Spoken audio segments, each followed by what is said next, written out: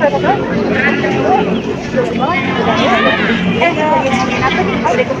boleh. Kita sekalian opening yuk. Ayo. Halo teman-teman, selamat pagi. Kami dari kelompok 1 ingin menganalisis tentang gejala sosial yang ada di Kota Tua. Tapi sebelum itu kita perkenalan diri terlebih dahulu yuk. Karena kalau kata pepatah sih, kalau tak kenal maka tak sayang. Tapi kita belum kenal, aku udah sayang duluan. Cuas. Pertama-tama izinkan saya memperkenalkan diri terlebih dahulu. Nama saya Ifaidul Khairia dan di sini ada teman saya Esther Sinaga, lalu ada juga Zahra Utami. Kita di sini sebagai pembicaranya dan di belakang kamera ada Amalia Dea sebagai kameramen, terus ada Sheryl Putri Hapsari juga sebagai kameramen dan editor juga.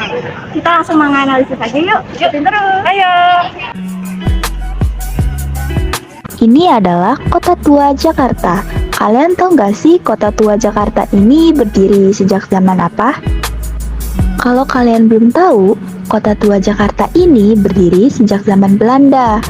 Kota Batavia didirikan di sebuah wilayah yang dulunya bernama Jayakarta tahun 1527 sampai 1619. Nah, di Kota Tua ini ada banyak macam tempat hiburan loh. Seperti museum, penyewaan sepeda untuk berkeliling, restoran atau rumah makan, dan lain-lain. Dan Kota Tua Jakarta ini berdekatan dengan stasiun Jakarta Kota loh, yang bisa memudahkan pengunjung yang ingin berkunjung ke tempat ini. Oh ya, ngomong-ngomong tentang gejala sosial, kalian udah tahu belum sih pengertian dari gejala sosial itu apa? Yuk kita tanya ke Zara yuk, pas banget dia lagi di situ. Zara, pengertian dari gejala sosial menurut kamu itu apa sih? Gejala sosial adalah peristiwa-peristiwa yang terjadi oleh manusia baik secara individu maupun kelompok. Pada dasarnya gejala sosial menyangkut nilai-nilai sosial dan moral, antara lain mencakup gejala ekonomi, gejala politik, gejala budaya, dan gejala moral. Oh, jadi itu pengertian dari gejala sosial. Terima kasih ya Zara.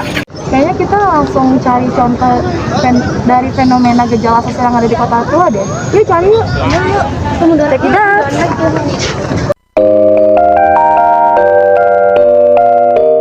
Nah, untuk yang pertama ini saya akan mulai mewawancarai Bapak penyewa sepeda ya yang ada di sebelah saya. Pak, saya sudah izin ya tadi sebelumnya. Bapak bisa memperkenalkan diri dulu, namanya siapa? Nama saya Pak Masruhi dari penyewa jasa sepeda ontel di Taman Kota ini. Oke.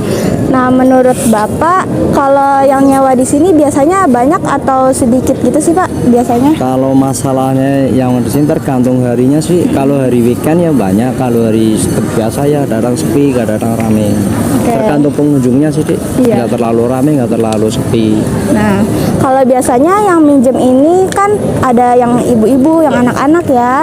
Yang kalau suka meminjam itu kalau balikin keadaan sepedanya biasanya ada yang suka rusak atau gimana gitu nggak Pak? Nggak, masih utuh. Masih aman ya? Masih aman. Oke, berarti nah pendapatan Bapak biasanya per minggu itu di atas UMKM atau di bawah? Di bawah. Di bawah ya. Tapi masih tergolong banyak ya, Ya, cukup ya. lumayan sih, dibilang paling lumayan lah ya. Lumayan aja. Oke, terima kasih ya Pak atas wawancaranya.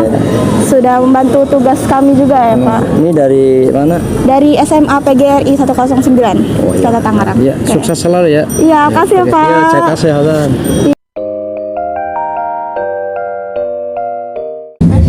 Selanjutnya di sini saya akan mewawancarai Bapak, bisa memperkenalkan diri terlebih dahulu.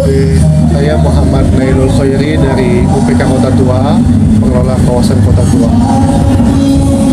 Ya, ke pertanyaan yang pertama ya Pak. Siap. Di sini bagaimana tanggapan Bapak saat ada pengendara sepeda yang bukan wisatawan melewati jalur sepeda yang sudah disediakan? Jadi kalau ada pengendara sepeda yang bukan wisatawan masuk ke dalam kawasan kita, itu tetap diperbolehkan. Karena memang kawasan Kota Tua itu di samping untuk berjalan kaki, itu digunakan juga untuk bersepeda. Jadi sepeda-sepeda yang masuk ke kawasan Kota Tua itu tetap kami perbolehkan. Meskipun dia hanya melintas aja, bukan sebagai wisatawan. Baik, pertanyaan yang selanjutnya, bagaimana tanggapan Bapak saat ada anak kecil yang bermain di pancuran air? Itu diperbolehkan atau tidak Pak sebenarnya? Kalau untuk anak kecil bermain di pancuran tentu tidak diperbolehkan karena kan bisa membahayakan. Ya kami sebagai pengelola atau petugas ketika ada anak kecil yang bermain tentu kami tegur atau kami panggil orang tuanya agar dijaga atau tidak bermain di sembarang tempat tentunya. Akhir ya, yaitu bagaimana kebersihan di sekitar sini gitu Pak, masih terkontrol dengan baik atau masih ada beberapa pengunjung yang membuang sampah sembarangan gitu? Kalau kebersihan di Kota Tua itu kami sebagai pengelola ada tim khusus kebersihan yang tiap harinya selalu monitoring terhadap kebersihan kawasan Kota Tua dan kami memprioritaskan kebersihan itu dan selalu memberitahu pengunjung agar senantiasa membuang sampah pada tempat yang kami sediakan. Oke. Baik, segitu dulu wawancara dari kelompok kami. Sebelumnya Bapak terima kasih banyak sudah mau diwawancarai ya Pak. Oke. Terima kasih juga. Ya, diwawancarai. Nah, itu dia teman-teman hasil akhir dari video observasi tentang gejala sosial yang ada di Kota Tua. Terima kasih ya sudah menyaksikan sampai akhir. Mohon maaf apabila ada kesalahan kata. Karena yang sempurna hanya kamu. Oke, dadah.